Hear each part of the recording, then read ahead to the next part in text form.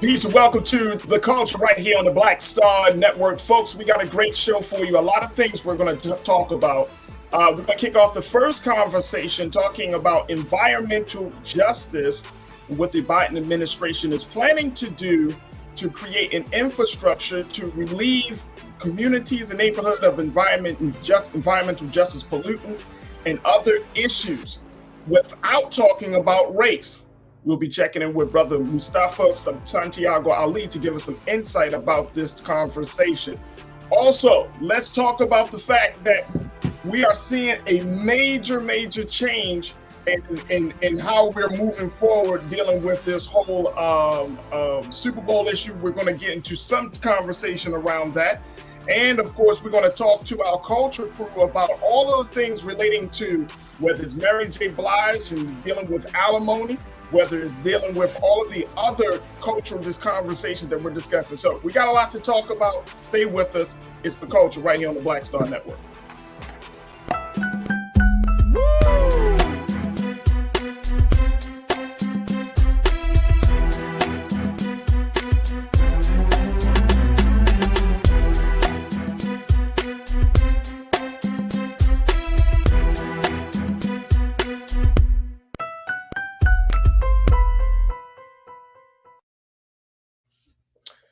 Peace and welcome to the show, folks. Thank you so much for tuning in this afternoon. Today, we want to have a very different conversation, a conversation that's near and dear to my heart, which is a conversation around environmental justice. Now, we have these discussions about environmental justice in a way where we're only talking about pollution, where we're only talking about trash, when we're talking about, major oil leakage, or when we're talking about power lines in impoverished neighborhoods. But today, the Biden administration, under the leadership of Brenda Mallory, and she's working with the White House on their environmental protection laws and policies. Brenda's moving forward on creating an infrastructure that's going to challenge environmental justice issues from the Biden-Harris White House. Now, along with those big challenges, we know that Black people and brown folks and folks who are oftentimes in these impoverished neighborhoods where a lot of these environmental justice violations are taking place, that they're often, these are the places where are suffering the most, are disproportionately suffering. And so what Ms. Mallory is moving to do is saying, okay, we need to put some pieces in place, but we can't talk about race. And this is going to be the context for our conversation today, looking at how can we have a conversation about environmental injustice? How can we have a conversation about all of the pollutants that are affecting low-income and impoverished neighborhoods, especially where Black people reside? How can we have this conversation without talking about race? Well, this could be a government strategy. This is a move that EPA officials and other environmental officials and activists are saying is the best way to move forward without going up against legal issues, without dealing with any type of blowback. Here to give us some insight about this whole discussion and what we can expect from the Biden-Harris administration around this issue of environmental justice is Brother Mustafa Santiago Ali, who is a former senior advisor for the Environmental Justice Division of the EPA, and he's also former associate director. Brother Mustafa, thank you so much for joining us, dear brother. We truly appreciate it. It's an honor to hold space with you. Absolutely. Let's look at this whole situation, dear brother, where we're saying with the Biden administration, with the EPA and official Brenda Mallory has made the point that they're going to move forward on creating some measures and put some measures in place to address this issue of environmental justice that we know has been plaguing particularly Black and brown communities for decades in this country, to say the least. But she's planning to do this in such a way where they're not able to, or then they choose rather not to talk about race. How can you have a conversation or even move forward on creating an infrastructure that challenges environmental justice without talking about race? Is this a government strategy, or what are we seeing here, brother? Well, it's definitely a government strategy because it's definitely not the people, because the people have been very clear. Environmental justice leaders and other stakeholders have made sure that they shared with the administration and others that race is an important element. You know, it is the predeterminer of many of these impacts that are happening inside of our communities. We should just give folks just a quick history on how we got to where we are. So racism created these sacrifice zones, you know, where Black and brown and indigenous communities continue to be impacted by toxic pollution. It was that racism that existed inside of, you know, policy on transportation, the policy that existed and continues to exist around housing and housing discrimination, on economic racism that continues to play out in who gets resources and who doesn't. So historically, racism has played a role in policy and how resources have and have not made it to certain communities, and also the impacts that are a part of that process. So to not have race as one of the criteria, because folks haven't asked for it to be the only criteria. They said that it has to be a criteria, means that there are gaps in the process at best. But let's talk about this. The White House is planning to move forward on creating putting some measures in place to deal with this issue of environmental justice and injustice and environmental racism. And as I mentioned earlier, Brenda Mallory, who is kind of spearheading this effort, she serves as the chairwoman of the White House Council of Environmental Quality. She's saying that, quote, "We are still trying to set up a framework and a tool that will survive." And I'm assuming that she's speaking about the fact that there have been long-standing issues affecting Black and brown communities in particular around this issue. But the big thing is, as you were just explaining to us, you know, you can put these measures in place, but the talk about not including race, which it seems to be very weird to me, I'm asking, is that a government strategy? Does Ms. Mallory think that that's the best way she can get some things done without going through any legal challenges? Yeah, well, the last thing I heard you say, brother, was, you know, the question was, you know, is this the most effective way of being able to move forward? So right. folks should understand that, you know, there are these legal precedents that are out there, whether we're talking about the Supreme Court or some of the lower courts that have raised the bar in the relationship of being able to utilize race as one of the factors in making decisions. Yeah. And there is an upcoming Supreme Court case also focused on education, once again, you know, that's dealing with that particular issue. So I'm sure that that is a part of the analysis of both Brenda and the administration in trying to figure out how to navigate this. You know, the dynamic that we're dealing with is the fact that if we only use socioeconomic status along with a number of other criteria, then there are folks who don't fall, you know, who are not sitting under the poverty line, but yet are still dealing with significant amounts of pollution. And brother, here's the thing. Sometimes folks just don't understand the seriousness of what we're talking about. You know, in this country, we've got over 200,000 people who die prematurely from air pollution every year. That's more people dying from air pollution than are dying from gun violence. More people are dying from air pollution than are dying from car crashes. More people are dying from air pollution than are dying from overdoses of drugs. And all of us who have worked in the civil rights and the social justice world have you know, done what we can to address, you know, many of those issues. So when we take race out, we know there has been decades upon decades upon decades of research by folks of color and others that have shown us that, you know, the most important factor is race. It is not the only factor, but it determines in many instances where these sacrifice zones are, how they were created, and race is the predominant factor. So we have to be very mindful of that. And that's why for some, they're like, if racism and race played a role in how we got here, how do you find resolution without utilizing race as one of the criterias in helping to address the egregious acts that have happened against our communities?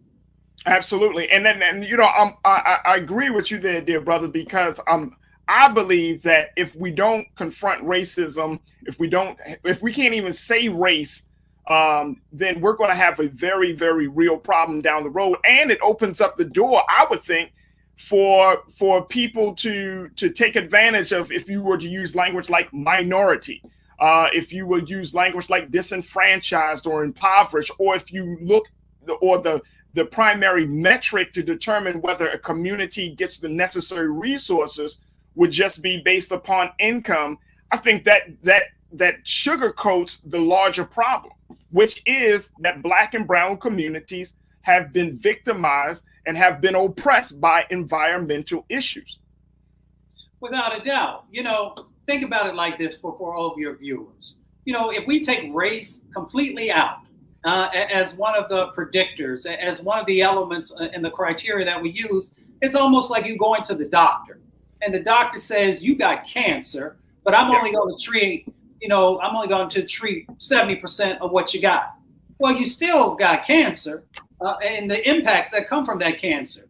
Racism is a cancer in our country, always has been. And until we are willing to extract it out, to do what's necessary to eventually eliminate it. And a part of eliminating it is calling it out and then figuring out the elements of steps that we have to do to address it. Absolutely. I want to bring in my culture crew members, Nira Muhammad, who is a writer, who is an activist, an educator, and she serves as the host of Queen Talks with Nira podcast. And then we also have Elijah Miles, who serves as the chairman and founder of chairman and founder of Tadea Family. Excuse me. He's joining us as well. Elijah, Nira, thank you so much for being a part of today's conversation. Always. You're welcome, brother. When we look at these issues, Nira, I'm gonna start with you there. When we look at these issues, and the fact that we're still are having a problem directly confronting the issue of race in any type of space, but when we look at it, especially here in dealing with this environmental racism, what do you think that this will do if the government moves forward on creating a framework that does not explicitly and exclusively speak to the ills that Black and brown communities suffer from as a result of environmental injustice? Yeah, so as I was doing my research, I wanted to figure out why they were doing this. And one of the things that they said, or the reason why, is because they're worried that using race to identify and help disadvantaged communities could trigger legal challenges that would stymie their efforts. So administration officials feel like they want to use this system so that they can impact communities of color without defining it as such. To be honest, it's a political move. We already know that. But I personally believe that if you want to get the work done and you think that using the word race or Black communities is going to stymie those efforts, then by all means, I feel like get the work done in any way that you can possibly get it done. I do wish that they could say that it was they were honoring Black and brown communities. But again, if that is going to slow down the process of actually getting that work done, I don't care about semantics. Just get the work done. Just get the work done. Elijah, when you're talking about getting that work done, and it's still, as I mentioned, I think it opens up a floodgate where, yes, some work can be done, but you might still see some resources going to, certain communities versus others because it wasn't explicit, it wasn't exclusive. Is that a concern that you may have around this issue? Yeah, I'm with you. And I think that they have to say Black. And I think the longer we go on in history, we're more scared to say Black than anything else, which is why we say people of color with everything. Even during Black History Month, this might as well be People of Color History Month. And so the thing is that we're afraid to say Black and we're afraid to talk about the real issues.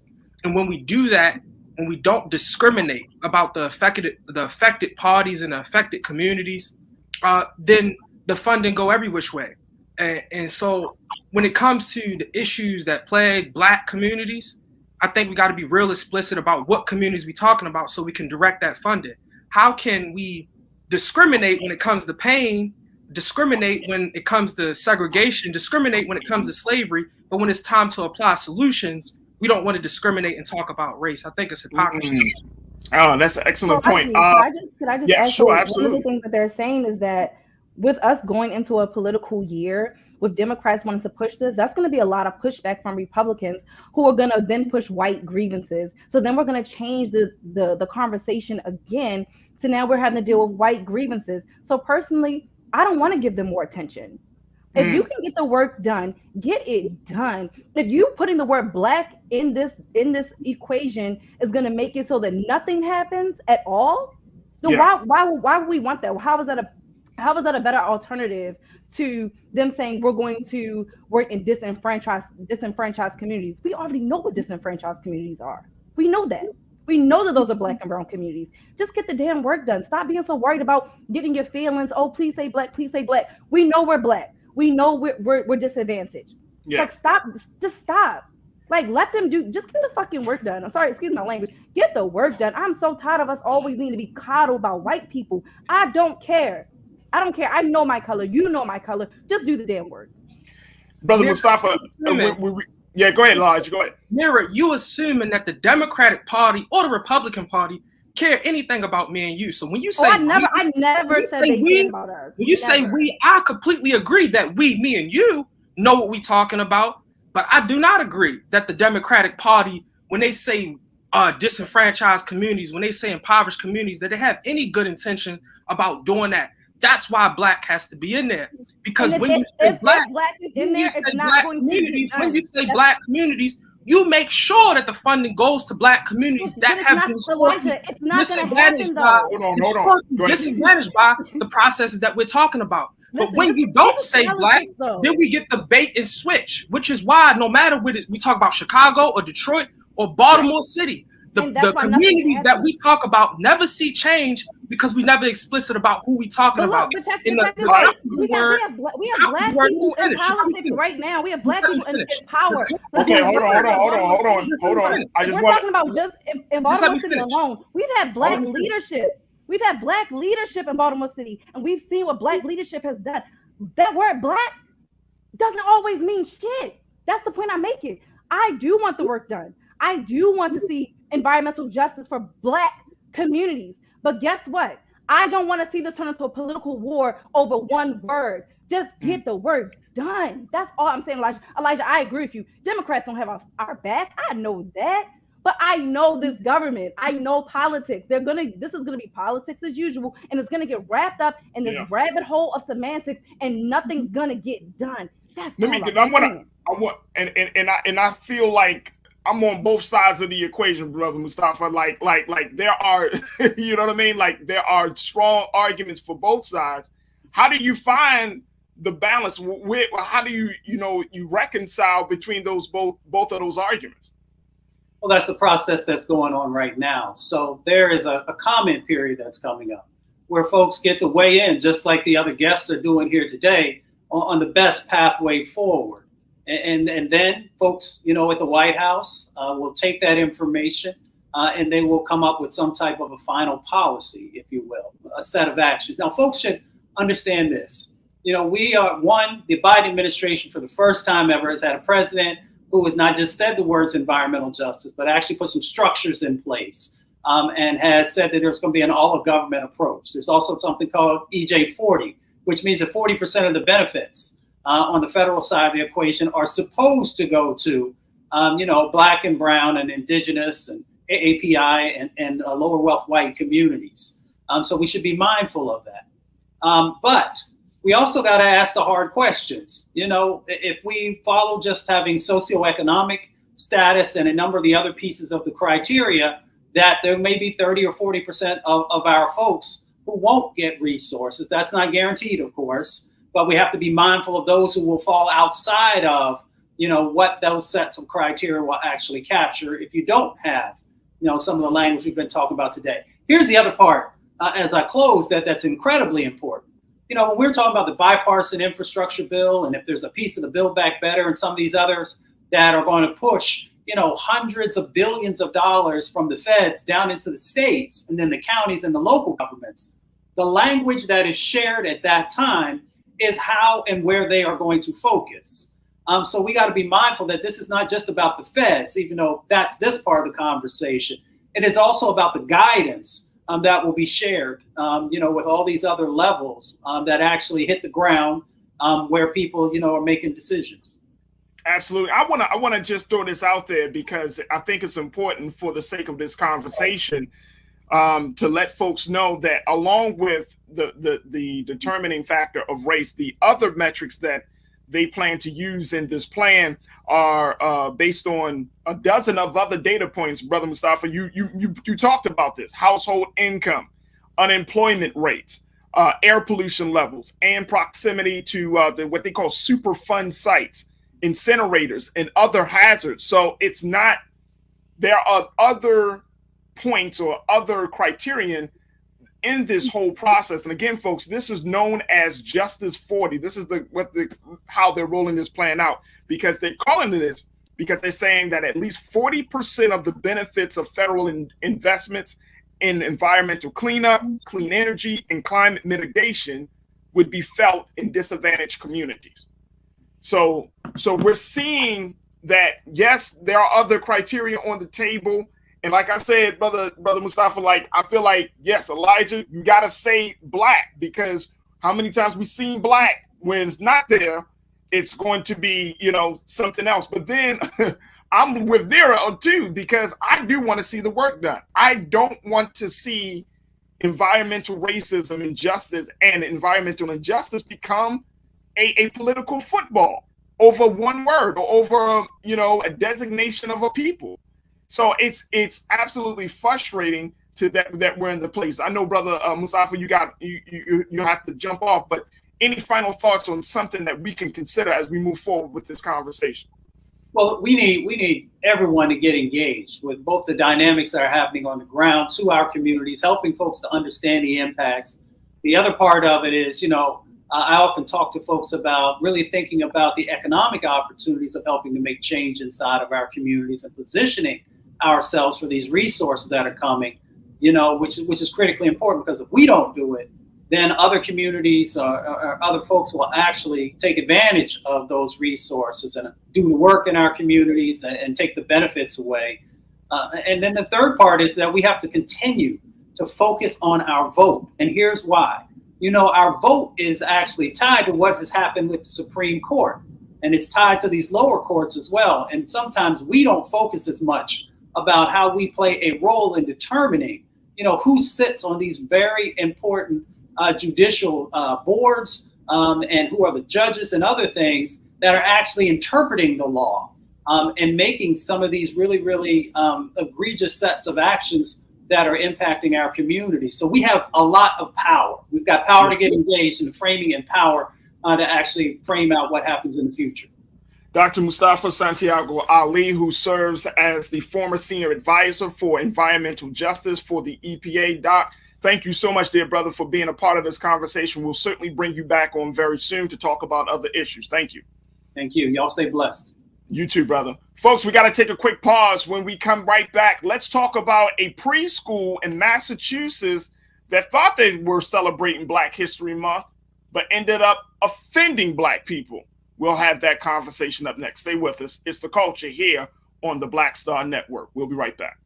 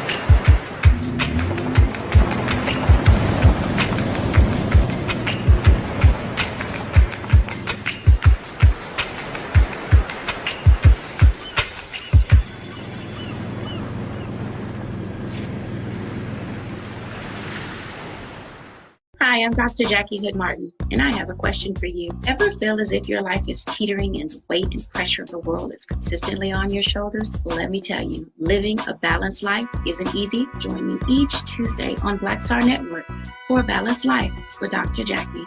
We'll laugh together, cry together, pull ourselves together, and cheer each other on. So join me for new shows each Tuesday on Black Star Network, A Balanced Life with Dr. Jackie.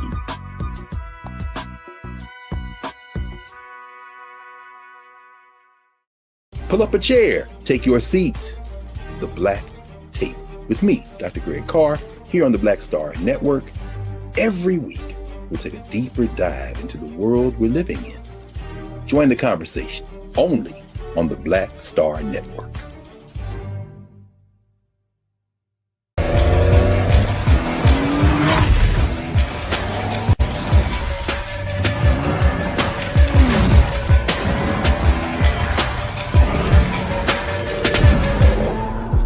Folks, Black Star Network is here. Oh, no punches! I'm real revolutionary right now. Support this man, Black Media. He makes sure that our stories are told. Thank you for being the voice of Black America, Roland. Stay black. I love y'all. All momentum we have now, we have to keep this going. The video looks phenomenal. See, there's a difference between Black Star Network and Black-owned media and something like CNN. You can't be Black-owned media and be scared. It's time to be smart. Bring your eyeballs home. You dig?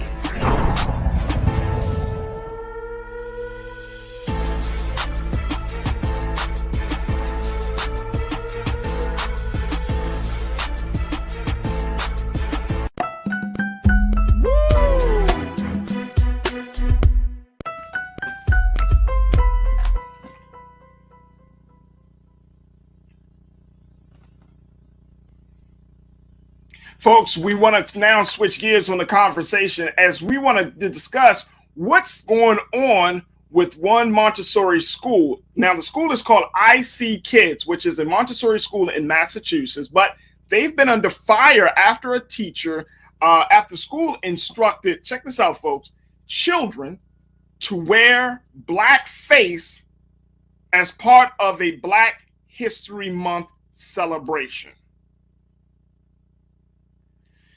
Now, according to the reports, the incident occurred last week when the teacher had the children paint their faces black, blackface mask on paper plates that they held over their faces.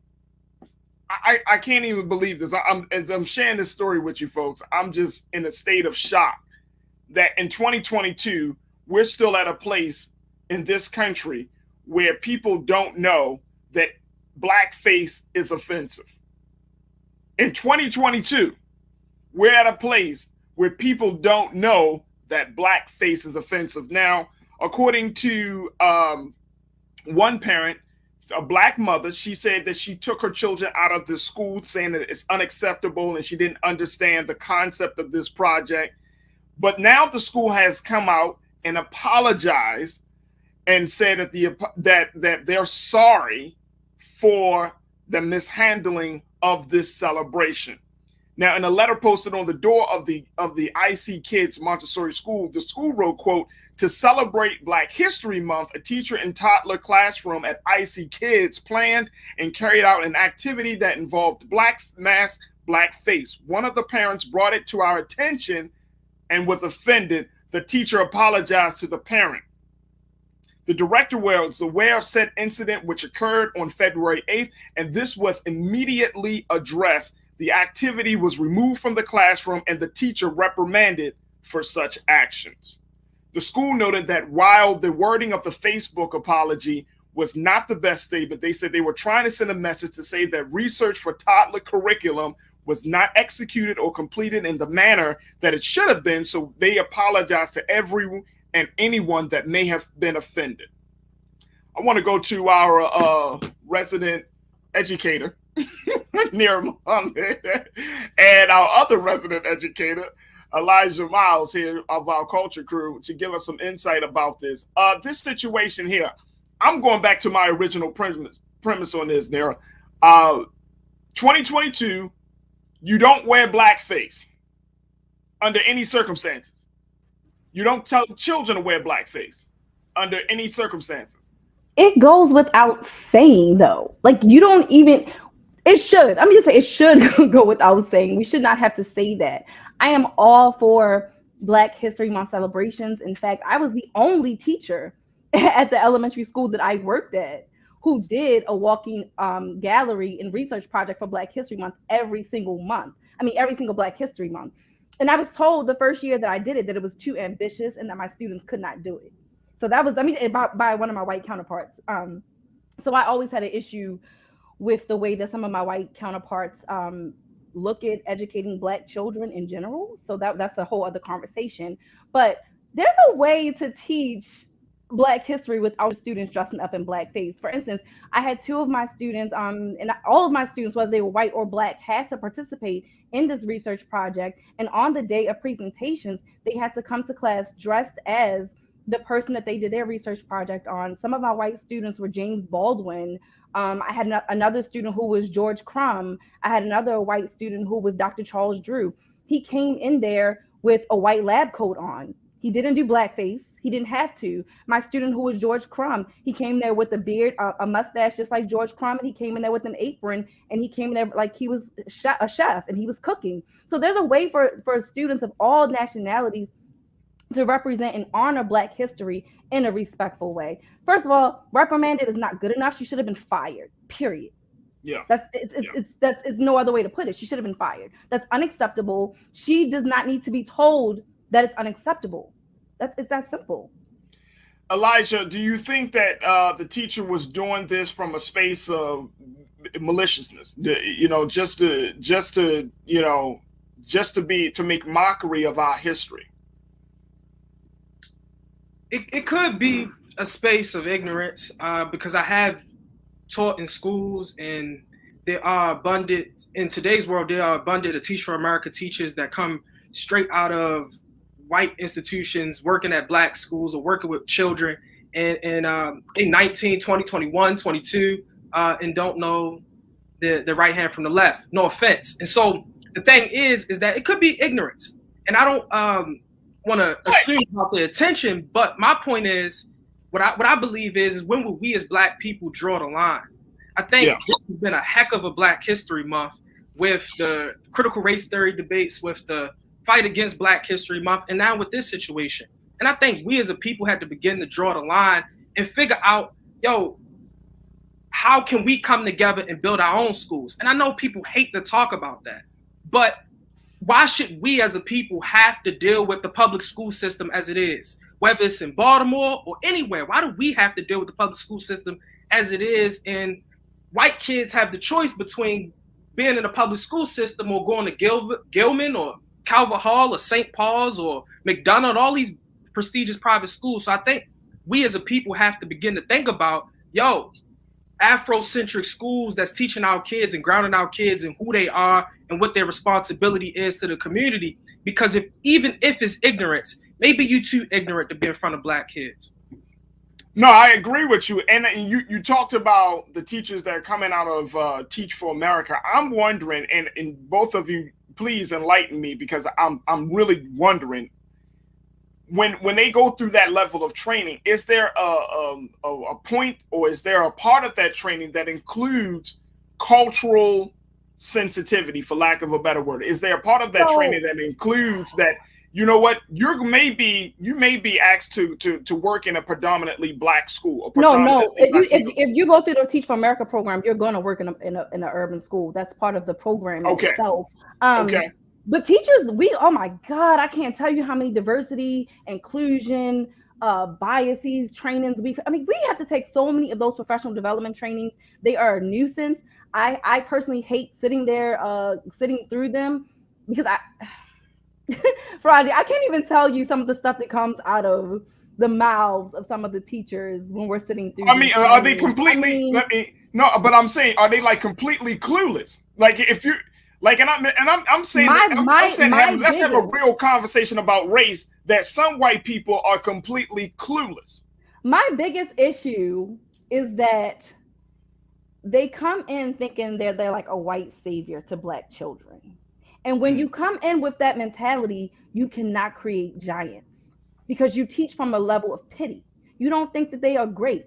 Oh no, they can't do that. I cannot tell you how many times my seasoned white teachers have told me, Miss Muhammad, that is too ambitious. That's too much. They can't do that. Oh my gosh, did you really tell the students to go start over? You damn right I did. You damn right. Nope, wrong, start over. Yes, I taught my students that way. And when I tell you how much they appreciated it, how much their parents appreciated it, I did not teach Black children in a way in which I pity them. You're great. And I'm going to show you how great you can be. And I cannot tell you how often I saw that. And that was one of the reasons I wanted to get out of the system, because it was sickening, Farajii. I can't even tell you.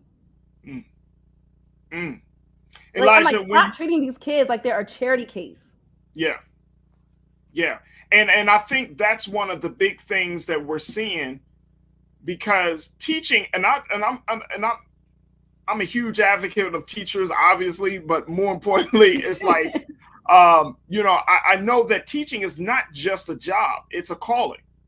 It's a calling. It is a labor of love, because one, we damn sure don't pay teachers enough money that they deserve for dealing with some of these children in terms of all of the developmental challenges of some of the children. We don't pay them enough for that. We don't give them the respect. I mean, yes, we have little days like National Teacher Awareness or Teacher Week, or all of those things. But I'm talking about true respect for the educator, for the classroom teacher, is beyond just giving them a little day. It's beyond that, especially when you're talking about systems, Elijah, that don't really do their due diligence to provide the resources, the funding, and the support that teachers need. You have teachers who are great teachers on their own, but they're in crappy schools. And so if the culture of the school is one of, like Nira pointed out, one of pity, the culture of school is one of, well, we'll just teach them a little bit because they can't handle a lot. If that's the culture, brother, then I don't see Black people coming into the teaching profession in droves, and I don't see Black children being edified by the teaching of some of these folks. What's your take on that? No, that's the truth. There is a culture of low expectations for Black kids, and it does come from, it comes from, and this is why, liberals are sometimes white liberals are sometimes no better than white conservatives, because they still have the racism in their minds that Black kids and Black people are inferior. And so the liberal is just more sympathetic to that. And the conservative is more like, yo, you know what I mean? Let them do for self. So the point is, what white liberal teachers that are in these schools, they definitely do look down on Black kids. And they don't see value in the Black community. They don't see value in the neighborhoods that they come from. They don't understand the neighborhoods they come from. They don't understand the culture that surrounds their life or the problems that they deal with. They want nothing to do with that. They come to save. They come to do their mission that they feel like they got from God to raise up. To tame the savages.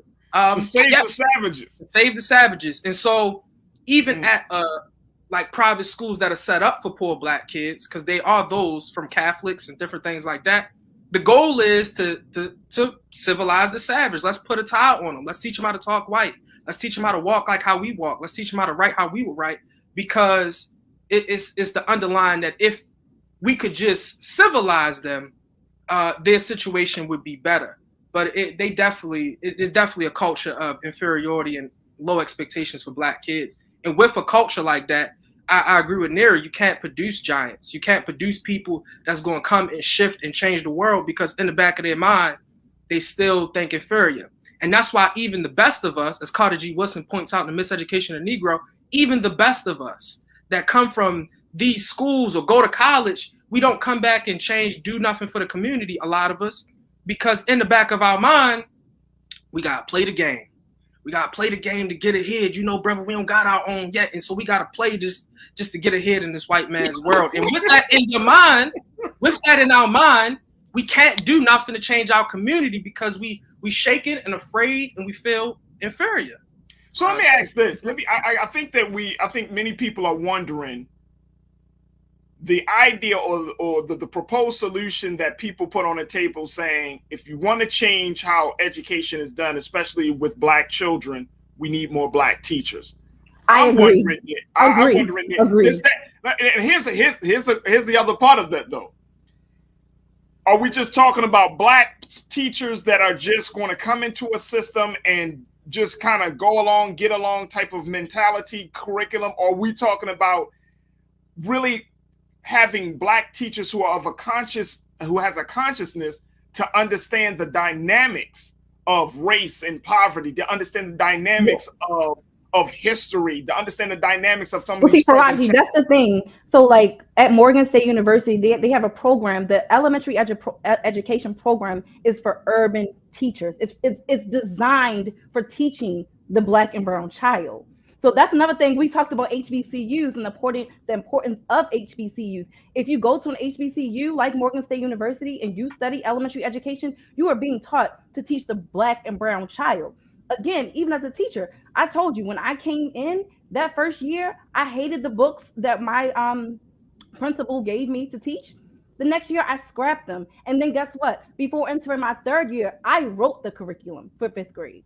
Now, whether or not the 5th grade teachers use the curriculum that I wrote, that remains to be seen. But you damn right, get into education. I can't even tell you how many kids that weren't in my class were coming to me in the hallway. I wish I was in your class, Miss Muhammad. Black children want to be taught by Black faces. The amount of I've had students who I've had other teachers say, "Why did you talk to that student like that?" Oh my gosh, and I could because they looked at me like I was their mother. And they knew that when I talked to them that way, it came from a place of love. And they would say that to me, Miss Muhammad, thank you for not taking it easy on me. Thank you for holding me accountable. When you have a 5th grader tell you thank you for holding me accountable, you are doing your job right. Come on. So so now we're at this place, Nira and Elijah, where we're seeing this incident at this Montessori school, which is considered to be, well, most Montessori schools across the country, they're considered to be a little bit better, quote unquote, than what we normally than the public school system. It's more of I'm assuming it's a charter school, if I'm not mistaken. Yeah, their philosophies are different. The structure of the classroom is run a lot more different. Children are a lot more independent. It's a lot more hands-on work. And it's a smaller classroom, right? Much smaller classroom. Montessori schools can be great, but again, it depends on the educators. It depends on the curriculum. I know they have a lot more wiggle room with their curriculums than your standard school. So you have your public schools who may use a more rigid curriculum. Then you have your charter schools. Some of those schools, they may have purchased curriculums, or they could leave it up to the teacher to write their own curriculum. Personally, I did not go to 4 years of college to be a teacher to have someone write my lesson plans for me. What was the point in me going to school for that? So personally, I like having the autonomy to be able to write my own lessons because that's what I went to school for. I'm trained to do that. I didn't go to school to have someone say, here, this is what I want you to teach. I need the outline of, this is a unit, this is what they need to know. But then I like having the autonomy to be able to teach it the way that I want to teach it and create lessons that I know are more impactful for my students because I'm a creative and I teach creatively. So let me ask you, Elijah, as we're looking at a situation like what just happened in Massachusetts, what do you recommend that parents and community members do if a school or if a teacher step way out of bounds like this teacher did at IC Kids in Massachusetts? How do you move forward from that? Well, I wanted to add also another point into the conversation that what I've found in schools is that if there's a low expectation for Black kids, there's an even lower expectation for Black boys specifically. So as we talk about more Black students or more Black teachers coming into the school system, which is to be debated, but if that's the case, you definitely need Black male teachers because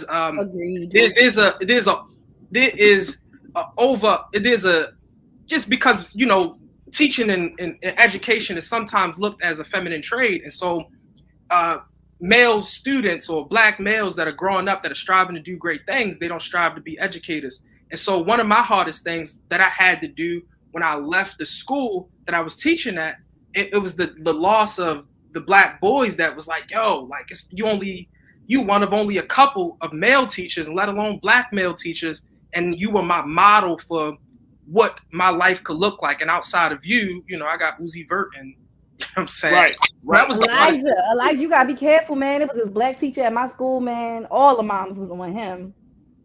Yeah. All the moms. I was like, oh. Yeah, the parents think you got more money than you do. Listen, and look, he was like a tall, bald-headed black man. All the moms was, can my child be? Yeah. I'm like, oh, well, you know what? You gotta watch that. You gotta watch And you know what? It's something that somebody told me, the good black man syndrome. Yeah. The good black man syndrome is basically, you know, you are the father figure. You are the best coach. You know, I mean, people have done this for years with me. You know, can you mentor my son? Can you coach me? Can you spend some time with my son? And it's like, I got children. I got this to deal with. You know, I'm over here like, no. Absolutely. I can't step up in that role. You know what I mean? But I do hear you. I truly agree with you that, you know, some of the most dynamic teachers that I've come across in all my years have been, of course, been black women, but it's certainly been some of the black men. I can name you about 2 or 3 off the top of my head that I have seen in the classroom who come with a level of firmness, but a level of love, like Nira described, that you don't see from other folks. So that is huge. And I think that, you know, when you look at it like this community in Massachusetts with this Montessori school they have to step their game up. They have to make sure that those black men and those black women are there. And the huge problem, which is beyond the teacher's pay grade, is that these districts aren't doing the best in hiring the most qualified black teachers. They're not doing their best. They're doing minimum, I mean, very, very minimum, almost mandatory work to even interview black teachers and to bring them into their system. So there's still a lot of work to be done. But here's my take on this apology and all of that. They knew what they were doing. This 2022. You can't say that you were ignorant that blackface is not offensive to black people. Don't tell me that. Don't tell me that. That's a bunch of BS. All right, look, I got to take a quick pause. When we come back, let's come back and let's talk about the issue that we're finding around the country, which is this dealing with this idea of restorative justice. Now, how are we dealing with restorative justice? I want to share with you what one HBCU has done to deal with an issue when they found that they were robbed of certain equipment from the school and how they wanted to handle that situation. And then later, let's talk about Mary J. Blige. Now, normally we don't get into celebrity gossip, but I think the story of Mary J. Blige in this respect is something that's worthy of the conversation because it's just outright wrong. It's just absolutely wrong. And I think we need to talk about it. And of course, later on this hour, trends, posts, and doing the most. So we got a lot to get to. Stay with us. It's The Culture right here on the Black Star Network.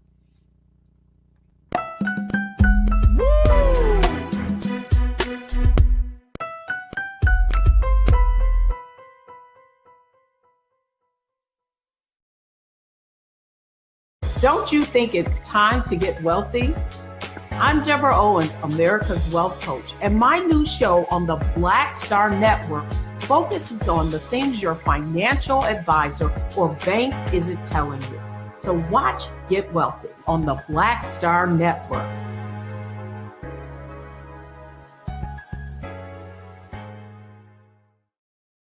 Hi, I'm Dr. Jackie Hood Martin, and I have a question for you. Ever feel as if your life is teetering and the weight and pressure of the world is consistently on your shoulders? Well, let me tell you, living a balanced life isn't easy. Join me each Tuesday on Black Star Network for A Balanced Life with Dr. Jackie. We'll laugh together, cry together, pull ourselves together, and cheer each other on. So join me for new shows each Tuesday on Black Star Network, A Balanced Life with Dr. Jackie.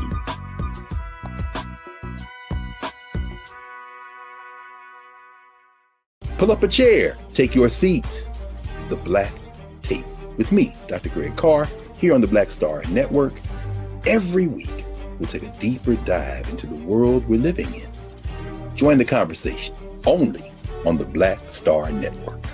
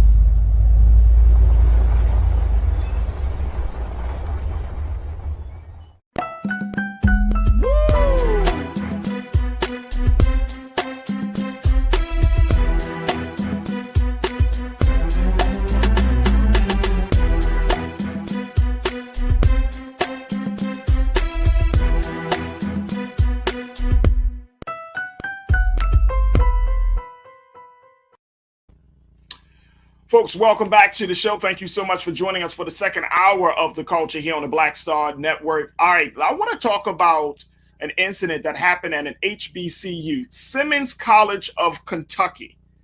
That's where we're going to have this conversation at. Simmons College of Kentucky.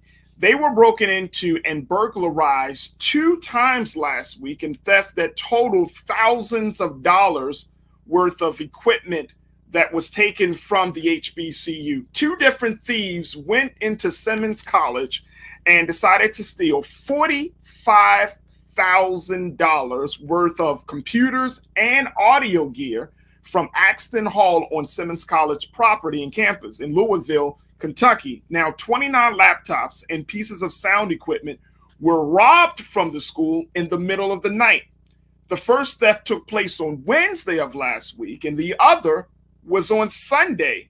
So officials have used surveillance footage to identify those who were responsible for this. Now, check this out, folks. Dr. Frank Smith, who serves as the vice president of Simmons College, and he serves also as the chief executive officer, he spoke about this break-in and the importance of the laptop. He mentioned that that the laptops were a grant to the college so that they can help the community with medical coding.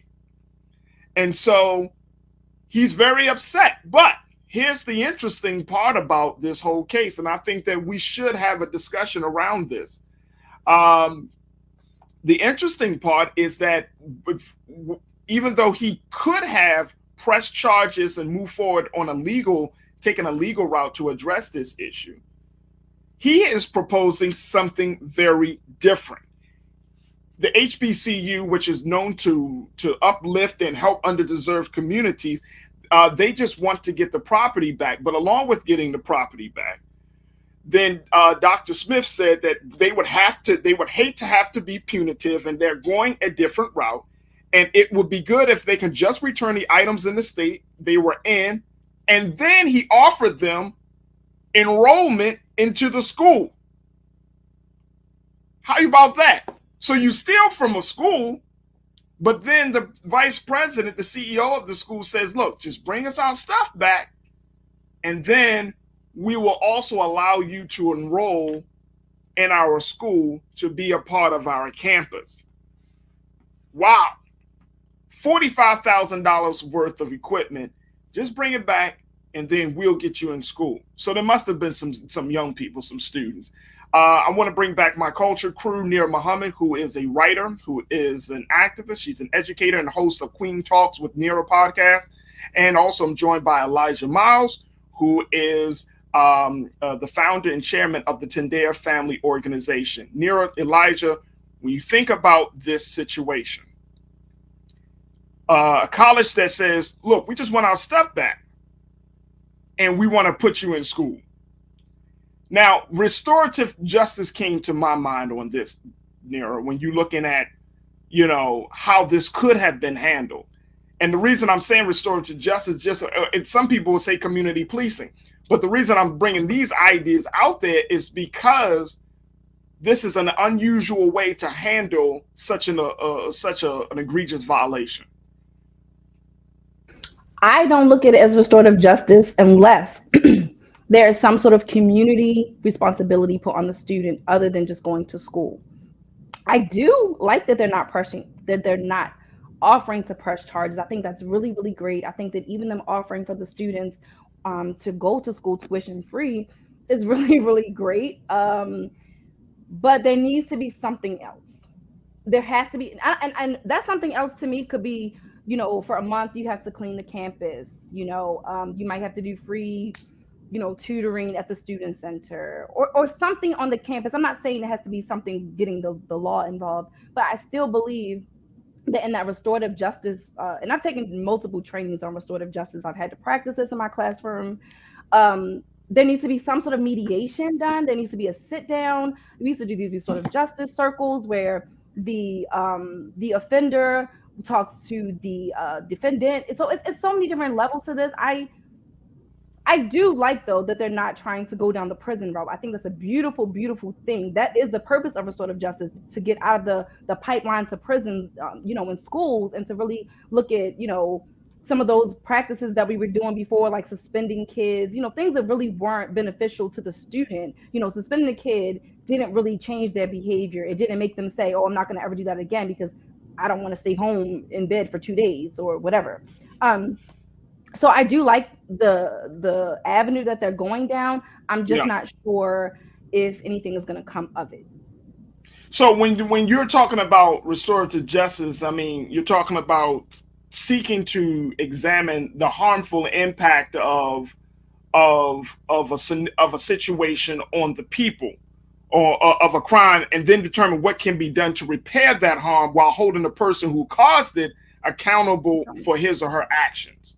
Yeah, that's like, if a student breaks into my classroom, which has happened before, no, I don't want the student to go to jail, but maybe your punishment is to have a conversation with me, to understand how going behind my desk and going through my purse made me feel. And then possibly, maybe for the last 5 minutes of the day for a whole week, you come and you help me clean up my classroom. That's restorative justice to me. You took something from me, and then together we came to an agreement of what your punishment would be. Your punishment is coming here for 5 minutes at the end of the day to help Mrs. Muhammad clean her classroom. That's restorative justice. But you stealing from me and me just giving you like, oh, don't steal from me again, just give it back. That is not restorative justice. And that is not teaching our kids what really is going to happen in the real world if they go and steal. So the part about it is that the offender has to admit that and hold themselves accountable for what they've done. It's not just like, we're just going to naturally forgive you. You have to think about the word restore. You have to restore what was broken. You have to restore that connection. So if you can't, if I'm the victim and I don't feel like that the connection was restored, can we call it restorative justice? I am the victim. Yeah. Elijah, what's your take on this, on how this college handled this situation? Like I said, there's that part of restorative justice, but then some folks are saying that this is a model of community policing. If these folks give themselves up and then, follow up on that offer to enroll in school, that this could possibly show us how to be compassionate with one another, and then at the same time still holding people accountable. Is this a level of community policing? I think it is a level of community policing. I think it's a beautiful example of what an institution, what an HBCU has done and should become a trend among all HBCUs. I think the fact that a HBCU is doing this is not surprising, because I think the history of HBCUs says that they're always at the forefront of serving the people the best way they can. But I think the beautiful example, the real beauty about this is that it's avoiding mass incarceration. It's avoiding the school to prison pipeline, and they're taking the hands out of the criminal justice system. And so, and now you have to face the institutions. You have to face the community itself. I agree with Nera that there has to be some sort of accountability. But when you realize that, I didn't just rob, CVS. I didn't just rob, some random place that's disconnected from me. I robbed my own people. If these were Black kids, I'm not assuming that they are, but I'm only going to speak from a Black perspective. But I robbed the institution that's been serving us forever. And I think there has to be a meeting of the minds, and I think it does have to be some accountability with this situation. But I think I really do, for Black History Month, I think we should hold this up as a beautiful example of what our Black institutions that we have of power should do with their power, and how they should exercise their power. Some people, Elijah, would go as far as to say that when it comes to Black people offending other Black people, that our response, and we can have a lot of conversations about it, but our response is oftentimes very milquetoast, very weak. You know what I mean? Like we're not so hard on our own violators within the community. We're hard about those who come in from the outside of our community and violate us. But when it comes to our own, we don't use the same standard. You know, for example, people have said, oh, during the great, you know, when we saw this rash of police shootings, people say, well, you know, some people were, well, why are we getting upset with the police when black people shoot themselves each and every day? What I do believe that we're sometimes not hard on our own. And the reason we're not hard on our own is because we know, as black people in the black community, we know that our community is not organized enough to do something about our own. And that's why I say that the HBCU doing that is a beautiful example of what to do with power. But in the black community, when the brothers is on the corner and they harassing and terrorizing our neighborhood for whatever reason, you could say it's economics, you could say it's lack of education, you could say it's a breakdown in their family. When they're doing whatever they're doing in our community for whatever reason, we as a community, the 9-to-5 working black man, the 9-to-5 working black woman, we're not organized enough to be able to do something about that, to say, yo, look, we can find you employment, but you're not going to be selling drugs out here. We're not organized enough to do that. And what I would say is that what it spits on the legacy of the civil rights movement, it spits on the legacy of our ancestors, is that the 9-to-5 working black men and women stay on the sidelines and don't organize themselves to do things about the stuff that's in their community. It's easy to report the police department to some higher force. It's easy to point out these people that's in positions of power to somebody else that's bigger than them. But the people that's in your neighborhood, that's on the corner, other than calling 911, you're not organized enough. The so-called good of us is not organized enough to do something about the negative elements that happen in our community. And so out of fear and out of powerlessness, we sit by and watch and gossip about it. And so I think it is a real desire that we have to have a real movement to organize ourselves, or else we're not able to do stuff about that except tweet and Instagram about how crazy it is.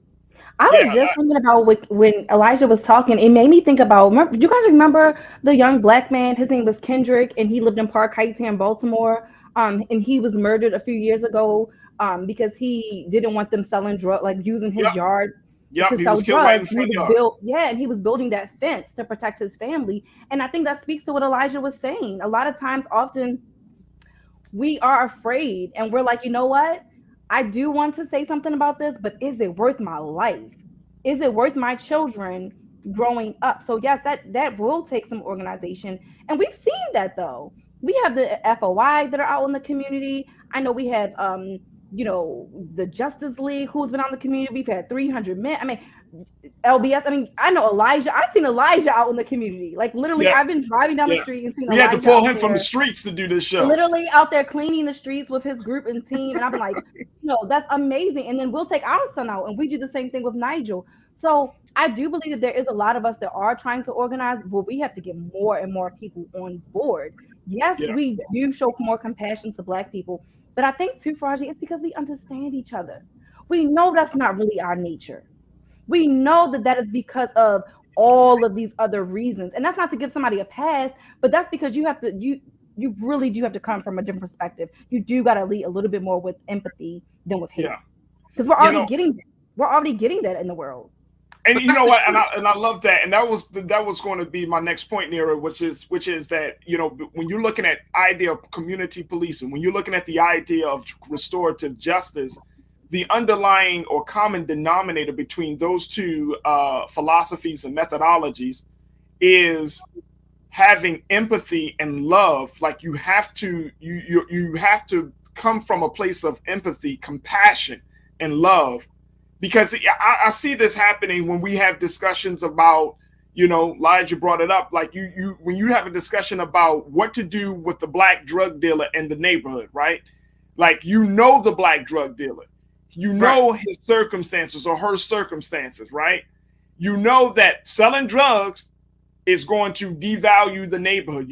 That selling drugs is going to lead to people being violent and possibly being killed. That. But then there is this other part of us, the cultural part of us that's saying, I don't want to see her put another Black man in prison. I don't want to put another Black woman in prison. So we tolerate. Some of those drug dealers are our family. They're our friends. Right, they're our people that we know. You know what I mean? Like, just because you're a drug dealer doesn't mean that you're a bad person. I mean, not saying this, I want you to be always selling drugs to my community, but again, we have to look at some of the reasons. How did this happen? What can we do to help reform this person's life? If we're going to take away them being a drug dealer, what are we going to replace that with? What does that look like for them? What does that look like for their family? So again, that compassion goes a long way. But those But you know what? Here's the other thing. And Elijah, I think that you have often talked about this on your social media. I'm of the school of thought, brother, that I'm only willing to help you. Not only, I won't say that. I'm willing to help you, but look, when you're a grown ass man, you know the difference between right and wrong. You know the difference between doing good and doing evil, right? When you are in that space of violating the community, whether you sell drugs, whether you are, you robbing people, whether you raping women, or you doing some crazy madness stuff, that at the end of the day, it's like, yeah, I hear all of that pain that you're expressing and you're behaving from, but I'm only going to offer the olive branch, and I think we should only offer the olive branch, but for so many times, like after a while, you just can't keep offering. And like, wait a minute, man, you're becoming a whole, liability to our quality of life at this point. So, we can't have you just running recklessly through the neighborhood, through the community, because you Black, and we don't want to see nothing happen to you. And this is one of the issues, because we don't know how to balance empathy and righteous judgment. So our community is a no judgment zone. Yo, man, he's selling drugs. You don't know his life, man. He raping people, man. You don't know his life, And the thing is, when we live in a no judgment zone, where we can't discriminate between right and wrong, I don't care why the rapper is rapping that. He's rapping garbage when it comes to, as it relates to our community. When we can't discriminate between right and wrong, we unable to lift up right and condemn wrong. Not people, not condemn the people, condemn the action. And when we can't do that, we can't really bring the best for our community. So we have to be empathetic. But even the solutions to the economic problems our kids may be dealing with, even the solutions to the broken down of families that may be happening, all of those solutions arise through organization. We're not close enough as a community. We are like every neighbor, every person in the Black neighborhood is like a nation. Yeah, a nation unto themselves. I'm a little nation. I'm a little tribe. You're a little tribe. And I care about me and mine. I care about my kids. When we say Black community, it's really a figure of speech to describe Black people, because we really don't live in a community. Because when it comes to unity, oneness, because that's what unity and the Latin term means, is oneness. We're not one at all. And far as sacrifice, being willing to die for this stuff, I believe that until the 9-to-5 Black man or the 9-to-5 Black woman that has a family, until that person is willing to sacrifice, as Malcolm X sacrificed and was killed, even though he had 4 daughters and a wife, even though as Martin Luther King sacrificed, even though he had wife and kids, until we are willing to sacrifice our lives to change our community, the community won't change. And until we will sacrifice time, blood, energy, whatever it takes to change our community, it won't change. And not only should we do that, I feel like because of the sacrifice of those that came before us, we have a duty, we have an obligation to do that. We must do that. And it's not because we want to die, but it was generations of us. And I end on this. It was generations of Black people that were on plantations, that were born slaves and died slaves. We go to beginning of slavery and end of slavery. It's people that was born and died. 400 years, Elijah. 400 years, brother. Sacrifice their lives so that we can sit here and have this conversation. And then today, we allowing ourselves and our community to stay away because we are not willing to make that sacrifice today because of my kids and because of my family and because of my livelihood. And I think it's disrespectful to God. And I think it's definitely disrespectful to our ancestors and our people and our future generations that are not even born yet, that will have to live in this mess if we don't correct it. No, and I think that's an excellent point, dear brother. And the level of sacrifice that is required. And people tend to believe, you brought up the great Dr. Martin Luther King and great Malcolm X, but people tend to believe you have to make that level of sacrifice. I don't think you do, Nira. when we're talking about changing the community, especially talking about changing the culture, and I think this is one of the big conversations where the culture that we live in plays a huge part on how we interact and engage with one another, right?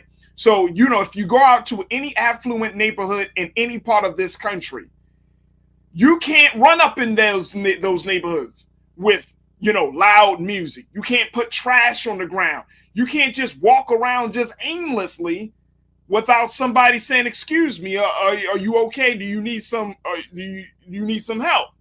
Or what are you doing?" There is a checks and balance system, an unwritten checks and balance system, a culture of checks and balances that exist in those communities, which keep those communities in a place of privacy, clean, keep those communities in a space where they can be affluent and not have to be worrying about all of the other elements around that neighborhood. So yeah, it makes me, as you're talking, I'm literally thinking about Snowfall. I'm literally thinking about the first season of Snowfall, the way the show came on, the beauty of the Black community. And I'm thinking about where we are at the end of, what were we at, season 4? And you can see how the community looked from season. And I encourage each of you, just go back real quick and look at the very first episode of Snowfall and look at the last episode and look at the community. That explains a lot. I'm gonna just start there in terms of what our communities look like. But my sister and I were literally just having a conversation about how back in the day here in Baltimore, there were all these homes, like the neighborhood that my grandmother grew up in. All of those homes now are completely vacant. But we was talking about how back in the day, every Sunday morning, you would see grandmothers out there bleaching those marble steps, bleaching them. We would see grandmas out there with their brooms sweeping. We took care of our neighborhoods. Elijah made a beautiful point about how we saved the Black community, but we're not a community anymore. We stopped being a community when we stopped caring about the way that our front looked, just even something as our porch. We stopped being a community when our kids in the neighborhood couldn't run in and out of each other's home anymore. When we stop allowing each other to raise our kids, we stop being a community. So but we can look and see when that happened. If you look at the history books, you can literally see when the Black community began to turn, how the Black community began to turn. And now we just have to figure out how to restore it, because that's gonna be our word for today. We got to figure out how to restore the Black community, because it was beautiful and we took care of it and we loved our community and we were out there every day making sure that it was clean without being told to. We have to get back to that. Absolutely. Elijah, I'm gonna let you get that final word in, brother. So what I would say, because you brought up y'all bringing up a beautiful point, and definitely Farajii with this culture, and Nira's bringing it up too, that there was a culture shift with the crack epidemic. There's a culture shift with the coming of drugs and the changing of the economics of our community, and also with factories going. It's a culture shift. But if it has been a culture shift, the question is, how do we make the culture shift back to what it was, or make the culture shift back to a more positive culture? And for me, you can't do that outside of organized groups of people, because the culture is the way of life, the values, the principles, the morals of a group of people. And if we agree that our community is not a community no more, then what group of people is going to institute the culture? It's one thing to theorize about what the culture should be, but what group of people is going to institute the culture in a real life community? And that's why Tendea Family is grounded in a real life community. And we saying, yo, we're going to change this community. And we're going to make this community better. And we got to be willing. And the reason we got to be willing to sacrifice our lives, Farajii, is because in a community like ours, which is wild, wild west like sometimes, by saying, don't do that in my yard, you might get shot. And so that is constantly running in your head. Dang, should I tell them stop sitting on my steps? Should I tell them pick that trash up? No, man, I might get shot. And so if you got to accept the fact that, yo, I'm a walk in faith, and I'm going to do this because I believe it's the right thing to do.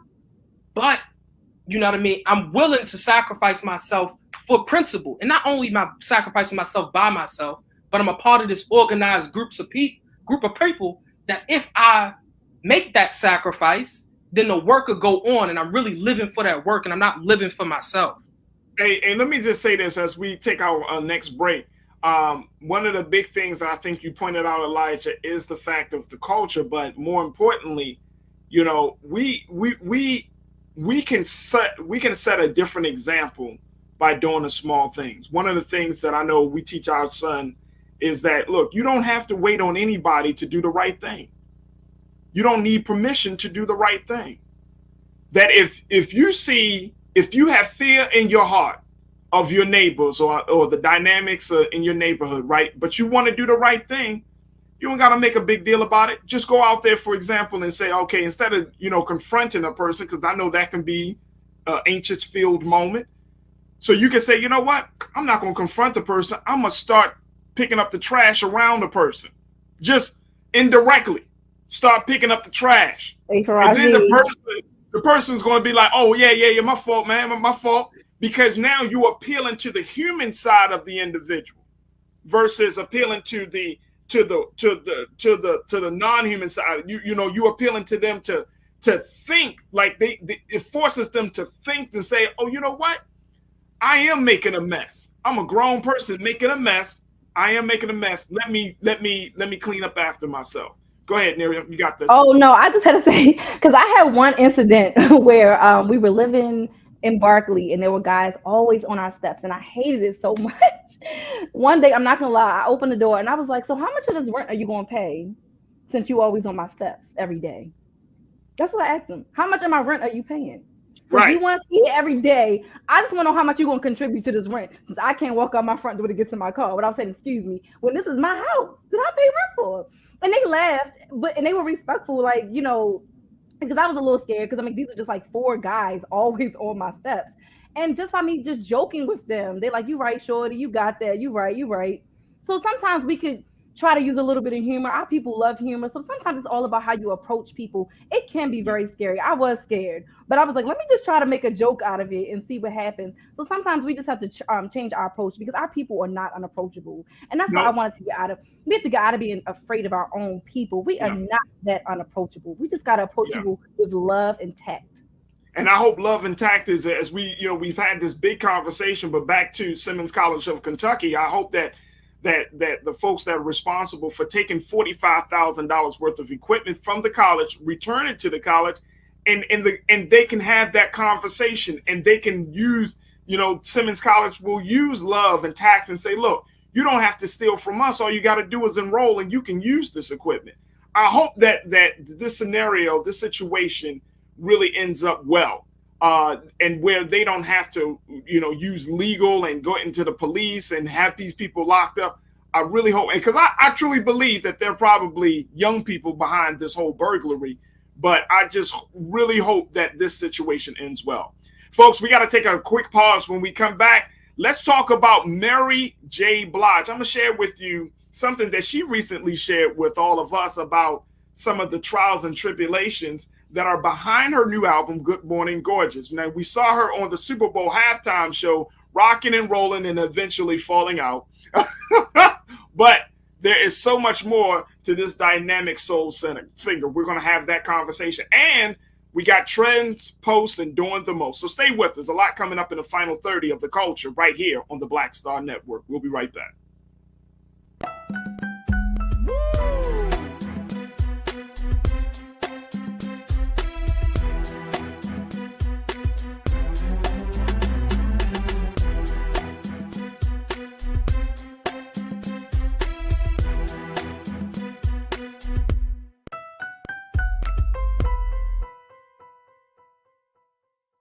Pull up a chair, take your seat.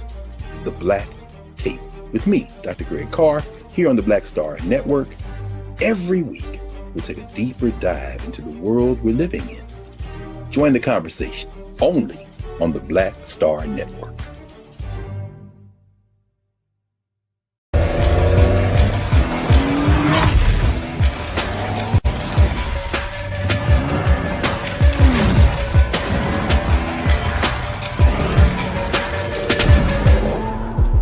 It's time to be smart. Roland Martin's doing this every day. Oh, no punches! Thank you, Roland Martin, for always giving voice to the issues. Look for Roland Martin in the whirlwind, to quote Marcus Garvey again. The video looks phenomenal, so I'm really excited to see it on my big screen. Support this man, Black Media. He makes sure that our stories are told. See, this difference between Black Star Network and Black-owned media and something like CNN. I got to defer to the brilliance of Dr. Carr and to the brilliance of the Black Star Network. I am rolling with Roland all the way. Honored to be on a show that you own. A black man owns the show. Folks, Black Star Network is here. I'm real revolutionary right now. Roland was amazing on that. Stay black. I love y'all. I can't commend you enough about this platform that you've created for us to be able to share who we are, what we're doing in the world, and the impact that we're having. Let's be smart. Bring your eyeballs home. You can't be Black-owned media and be scared. You dig?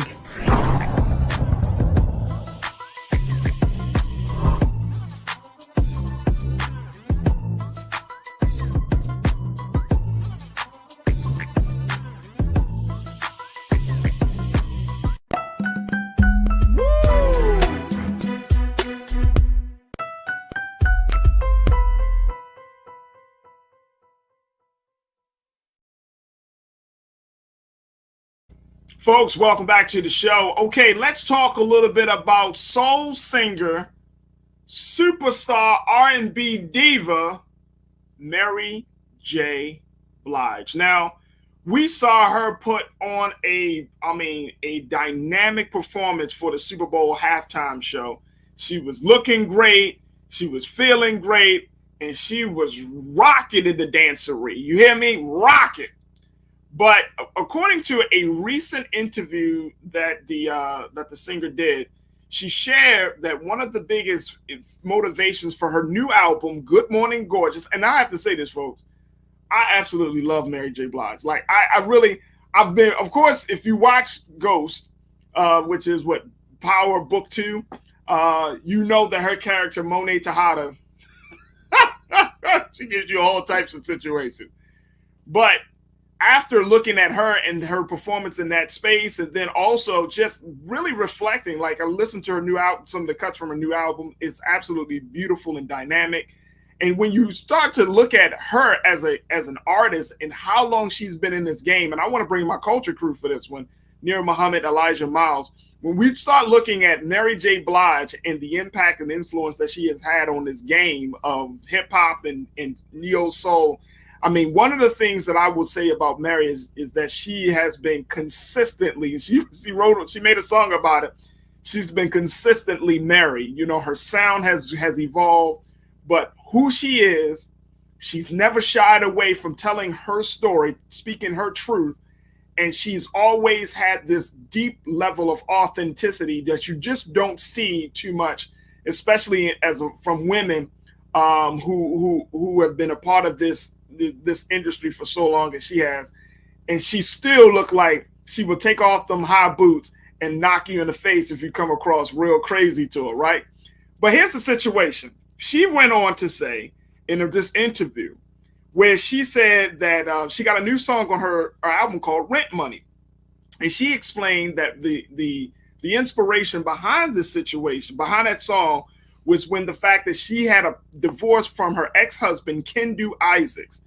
And this divorce was a public divorce. It was a messy divorce, but essentially she had to pay alimony to this one man. They didn't have children there. She got to pay alimony to this one man. And the alimony that she had to pay, this thing is just mind-blowing, which was $30,000 a month that she had to pay for alimony for one man, to one man. Now, this happened back in 2016. This was a period between 2016 and 2018. So she was kicking out $30,000 a month for a 2-year period until it was finally decided upon that she wouldn't have to keep paying alimony. And she said that she literally had, the only way that she can keep up with this alimony was that she had to go on tour and make the money off of her tour sales or her tour. But then she also said in the course of that she couldn't pay her own rent. She putting $30,000 out to her ex-husband, But then she couldn't literally pay her own rent, and she fell into a deep depression and despair. Nira, I want to get your take on this first, and then Elijah. But when you hear a story like this, what comes to your mind? I could tell you the first thing that came to my mind. And that's I can't say on air. I'm gonna say the first word start with a P, the second word is an A, and the last one is an N. He is a. I'm gonna say that. No, but honestly, I feel bad for her, but it just. Tristan Thompson out here paying $40,000 a month per child. He got 3 of them. So that's $120,000 a month. $120,000 a month. Right. I know my cousin boyfriend just lost his whole entire check to child support. I mean, a whole check. Yeah. Just gone. Yeah. So, I mean, Mary, it is what it is, baby. Black men, men got to go through the same thing. That's what prenups are for. You knew that man. Obviously, he didn't have the kind of money that she had going into the relationship, or he would not have wanted or needed that much alimony. And she said he was spending all of her money. So, Mary, why did you get with a broke dude? You could get anybody. How you end up with a broke man, Mary? Why you ain't signed a prenup? These are the things that are going through my head, because I'm just like, it's hard. I don't feel bad for her any more than I feel bad for the men who go through the same thing. There are literally men out here who are kicking out just as much money in child support and alimony. This is the part of being a celebrity. Unfortunately, you did not get that prenup like you should have. If that man does not come into that marriage with just as much money as you or skill set as you, I'm getting a prenup. Right. And with everything that Mary went through in her prior relationships to even meeting this guy, ain't no way I would have went into that marriage without a prenup. Absolutely not. And I'm in full agreement, but here's the other thing about this, Elijah, that I don't think that we can overlook, which is what caliber, what real man, and I'm saying this with every fiber of my being, brother, what real man would force his ex-wife to pay him that type of money and be good with it? See, that's one of the big issues I got. I understand Nira's point of prenup. I understand the fact that she went through, sometimes I saw a meme earlier today that some says broken women know how to love, but not who to love. Broken men know who to love, but don't know how to love. So I understand the dynamic with that.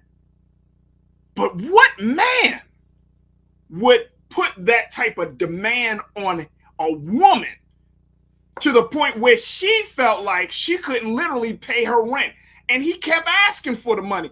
And that's the problem that I'm having with this scenario. Elijah speaks to child support and alimony, the outrageous cost of that.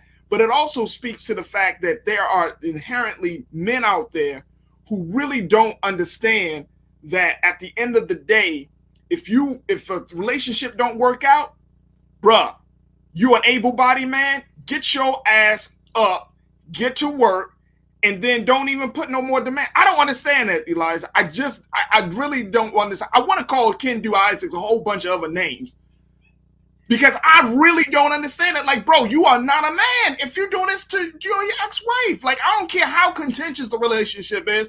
You are not a man. You don't tell your ex-wife, bro, you wanted to pay me $30,000 a month for one man? Negro, please. Go ahead, bro. I'm in complete agreement with you, but we are entering a time and stage in this society, Farajii, that we don't believe in manhood, because in trying to right the wrongs of history, what history has done to women, we throwing the baby out in the bathwater. And so because we're trying to right the wrongs, we don't believe men should be provided. That's what we're teaching across schools. That's what we're teaching our girls and our boys. We don't believe men are being providers. And so he's the first example, but I foresee that in the next generation of boys, this is going to be a trend of things that's happening because we don't believe in manhood. And when it comes to the conversations about toxic masculinity and what men should not be and what men should not do, our culture right now is focused on what men shouldn't do. Men shouldn't do this, they shouldn't do that, they shouldn't do this. And that's a great conversation. But our boys today growing up 70% of them grown in single home have no idea about a manhood and what it means to be a man.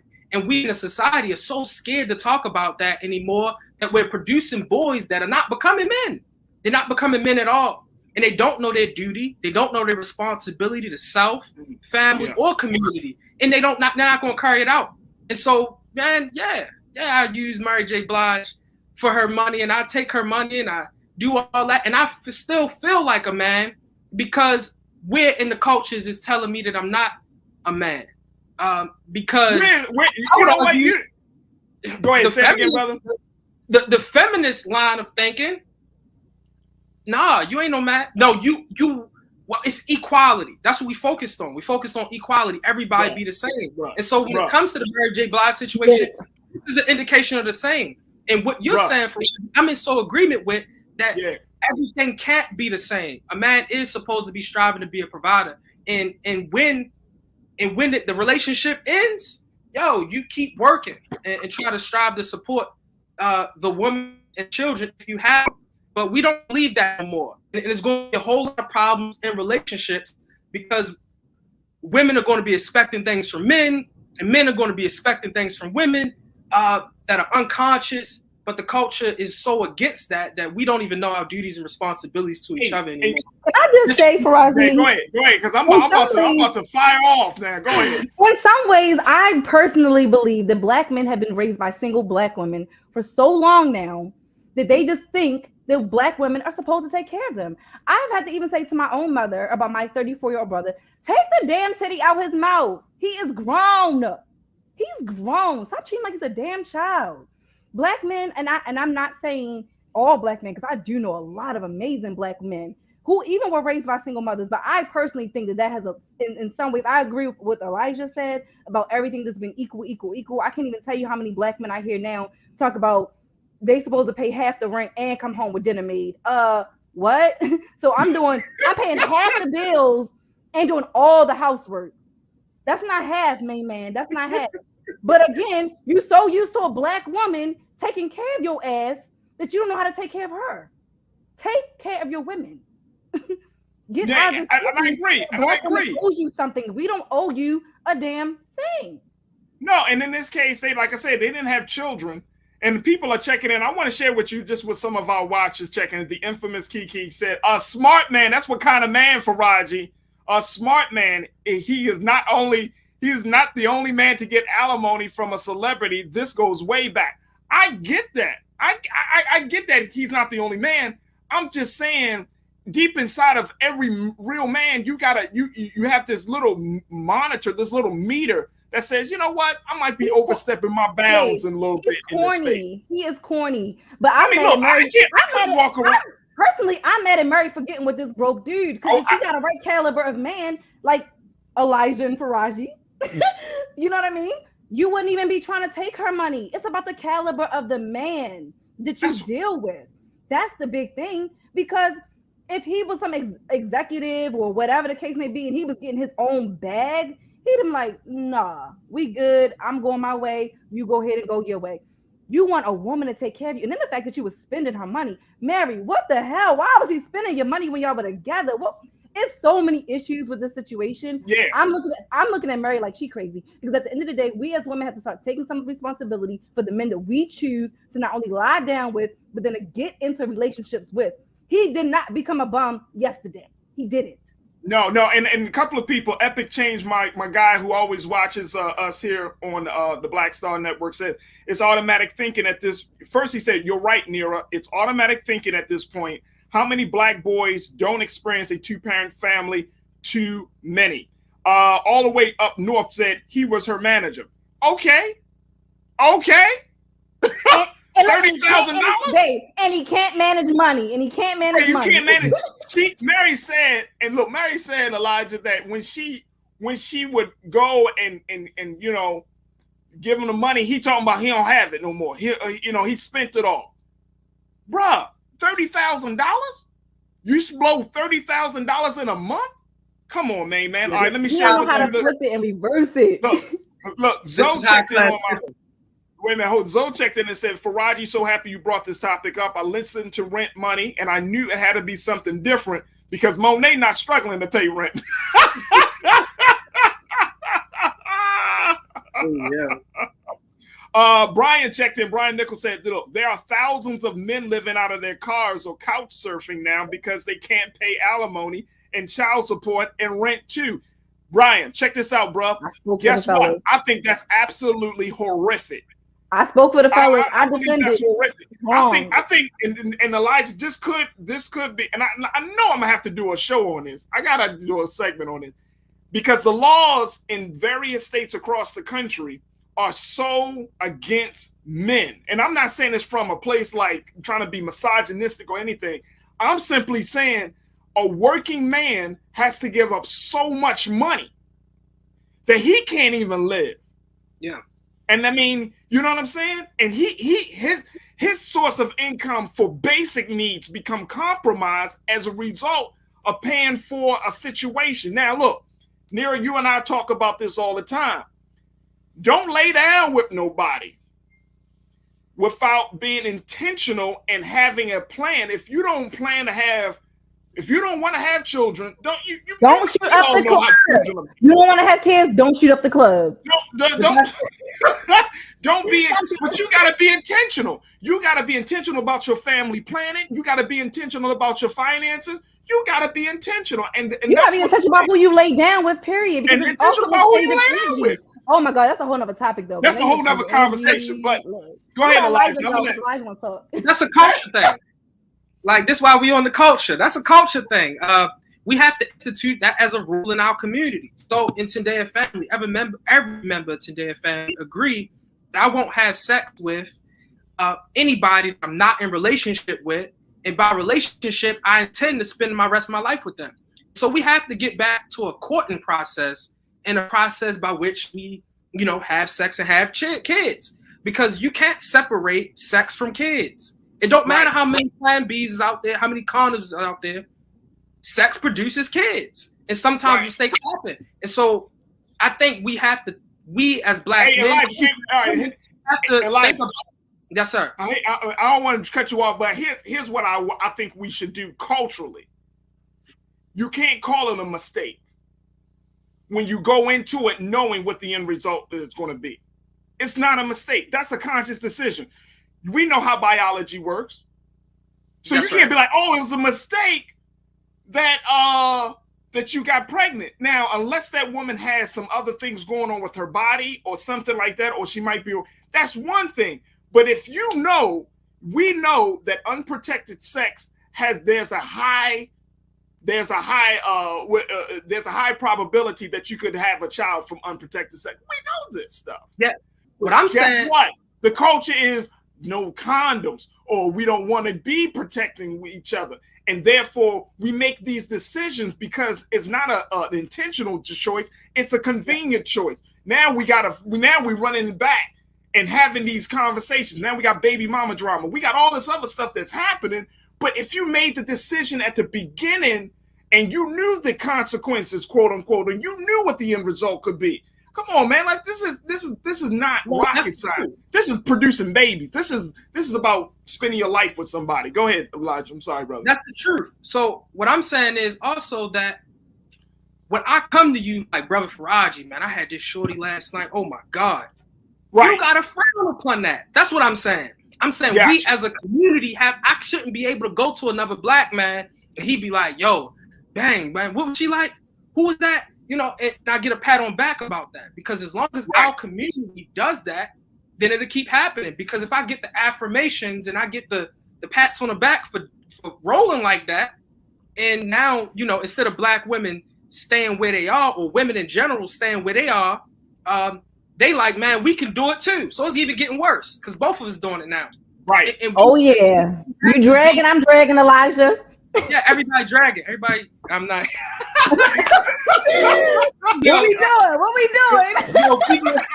People that's not from Baltimore, we apologize. The point is, though, we gotta stop. We gotta stop dragging, shagging, and dragging out here. So let me tell you, we do have to stop. Look, Epic said the real reason is that we can't get that feeling with condoms, and we won't be honest about it. Man, look, let me tell you something. No. Hold on. I gotta tell the ladies. Hold on. Let me just. I just want that out there. Get some condoms. You get that feeling for 2 minutes, man, and then you got 18 to 21 years. No, it's forever. You know, having a kid is for life. But I promise you, I get it. No, let's be real. I'm a woman. I am a woman. Condoms are absolutely disgusting. I hate them. They smell. They feel terrible. And they have gluten in them, and I have a gluten allergy. I did not know that.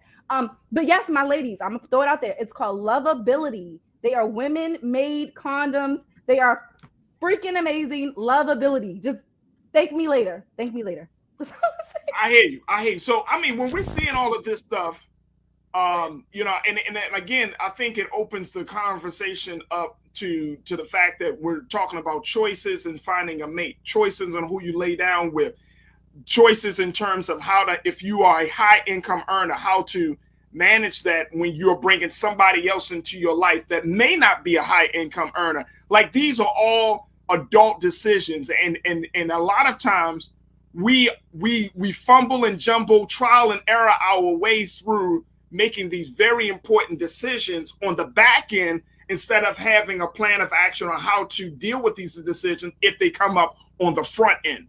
And that's the problem that I'm seeing. I feel bad. Somebody say, oh, Farajii, you accepted Mary's truth. It is. Why wouldn't I? Why wouldn't you accept a woman's pain who said she couldn't hardly pay her rent at that time because she was putting so much money out there for alimony? Yes, I'm accepting her truth, because I realize as men, we've done so much damage, especially Black men, because we've been damaged. We've done damage to the women that are closest to us. And as a result of that, we just bring a whole bunch of hell and brimstone on a situation that could have been dealt with in a much more emotionally, financially, socially mature way. We bring it on ourselves in some cases, so it's unfortunate. But Farajii, but like you just said, Mary brought it on herself. She did. The same way all the brothers. You know what? Though, and it's sad. But it's the same way all these brothers out here are paying all this money in child support. We just talked about that, and we're not even talking about celebrities. We're talking about Black men who are working jobs, making $17 an hour, and their whole check is going to a baby mama and hopefully trickling down to the kid. So I mean, it's a broken system. I mean, how many systems do we have broken in this country? God damn. I can't even keep up anymore. But it's another, it's just added to the list of another broken system. And that's a big thing. And so, you know, we only got a couple of moments left, but look, I know that there's going to have to be another fuller conversation about these choices. And most importantly, the child support, alimony support system has to be addressed. I mean, when people are bringing, and I don't care, I get it, you're a celebrity. For example, you know, I think they said like Michael Strahan, he had to pay, you know, like some crazy amount of money to his ex for his child and all of that stuff. And it's just like, you know what? And Elijah, you brought it up. This culture of greed is so prevalent that you get with people only to get something from them, not because you're trying to build with them. And that's part of why we are seeing relationships, marriages, and all of these coming together just fall apart, because we always in a mindset, I think, of just trying to get something from them. Very transactional. You know, yes, there's love there, but we don't respect the person enough to be able to say, hey, you know what? I don't want anything from you. No, everything is like what I can get and then you get yours. We do that with intimacy. We do that with money. We do that with time, which is very transactional. All right, just off my soapbox, man. I'm off my soap. Oh, I gotta appreciate y'all so much. My wife, Arthur, she is the author, writer. She is an activist, as well as the host of the Queen Talks with Nira podcast. You can find that on all streaming platforms, folks. Definitely check it out. My guy, Elijah Miles, chairman and founder of Tendea Family. Make sure y'all check him out on all his social media and the work that they're doing out in the community in Baltimore. I appreciate y'all. Love my Wednesday panel. Thank y'all so much for being a part of the show today. All right, folks, that's going to do it for us. I hope you enjoyed the conversation. I thank you so much for being a part of the discussion. So many of you have just been putting comments out there, and we try to get to all of your comments and share. But thank you so much for tuning in today. Of course, you know, we want you to continue to show your support. Make sure you give something to Black Star Network. You can go to our website at blackstarnetwork.com and do your due diligence to support Black media. You know, you wouldn't hear this conversation or these types of conversations on any other platform with Black folks unless Black folks own it. Black folks are managing it. Black folks are putting these programs together.